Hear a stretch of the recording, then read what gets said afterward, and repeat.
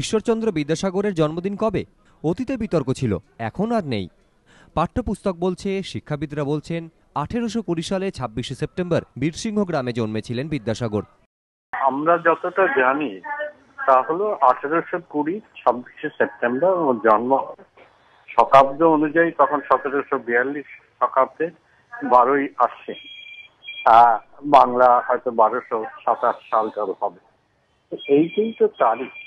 26শে September যে বিদ্যাসাগরের জন্মদিন, সেটা অবিচল সত্য। এটা কি করে বলা যাবে? আর কি বলবো, এটা অবিকৃত অবিচল সত্য। অথচ বিদ্যাসাগর জয়ন্তী হিসাবে রাজ্যের সরকারি এবং সরকার অনুমোদিত স্কুলগুলিতে ছুটি দেওয়া হয়েছে 29শে সেপ্টেম্বর। মধ্যশিক্ষা পর্ষদের তরফে যে ছুটির তালিকা প্রকাশিত হয়েছে তাতে 29শে সেপ্টেম্বরেই ঈশ্বরচন্দ্রের জন্মদিন। কলকাতার জন্মদিন নিয়ে বিতর্ক আছে, কিন্তু এই মানুষটি ঈশ্বরচন্দ্র বিদ্যাসাগর, তার জন্মদিন নিয়ে বিতর্ক নেই। শিক্ষাবিদরা, শিক্ষকরা বলেন, এমনকি পাঠ্যপুস্তক বলে 26শে সেপ্টেম্বর ঈশ্বরচন্দ্রের জন্মদিন।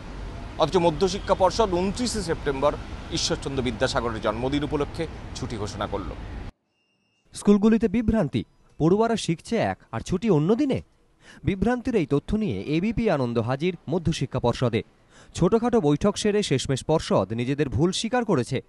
পর্ষদের প্রশাসক ভুল শুধরে প্রকাশিত ছুটির দিন বাতিল করে 26শে সেপ্টেম্বরই বিদ্যাসাগরের জন্মদিন পালনের আর্জি জানিয়েছেন স্কুলগুলিকে। ভুলবশত বিদ্যাসাগর জয়ন্তী 29/9/12 তারিখ লেখা আছে। আমরা সবাই জানি 26শে সেপ্টেম্বর বিদ্যাসাগরের জন্মদিন।